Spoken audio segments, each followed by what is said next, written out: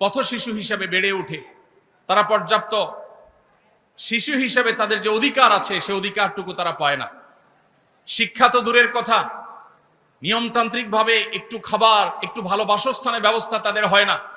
আপনি ঢাকা শহরে, চট্টগ্রাম শহরে, বড় বড় শহরগুলোতে গেলে দেখবেন বিভিন্ন ফুটপাতে, গুরুত্বপূর্ণ পাবলিক প্লেসগুলোতে অসংখ্য অগণিত পথ শিশুরা তারা শুয়ে আছে, তাদের দেখভাল করবার কেউ নেই।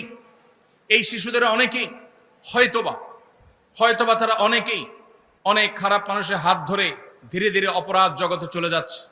কেউ হয়তো চুরি ছিনতাইকারের দিকে চলে যাচ্ছে, কেউ হয়তো সঠিক দিশার অভাবে নানা ভুল পথে পা বাড়াচ্ছে, কেউ হয়তো মাদকের বিস্তার, মাদকের বিক্রি, বিপণন, মাদকের মার্কেটিং, সরবরাহ, এরকম চেইনের মধ্যে তারা নিজেদের অজান্তে হয়তো ঢুকে পড়ছে। তাদেরকে অসাধু চক্র নানাভাবে ব্যবহার করছে। বস্তিতে বেড়ে ওঠা অনেক ছোট ছোট কোমলমতি শিশুরা তারা এভাবে ধ্বংস হচ্ছে। এদেশের মাদ্রাসাগুলো, বিশেষ করে কওমি মাদ্রাসাগুলো, ইয়েতিমদের লালন পালন করবার যে দায়িত্ব নিয়েছে, এই দায়িত্ব যদি ওলামায়ে কেরাম না নিতেন, এই ইয়েতিমদের যদি দায়িত্বভার গ্রহণ করার এই বিষয়টি ওলামায়ে কেরাম দেখভাল না করতেন, তাহলে হয়তো এদের অনেকেই অন্য সব পথ শিশুদের মতো তারা ভুল পথে চলে যেত। দেশের আইন শৃঙ্খলা রক্ষা, আইন শৃঙ্খলা পরিস্থিতি অবনতি হতো, নানাবিধ অসুবিধা তৈরি হতো।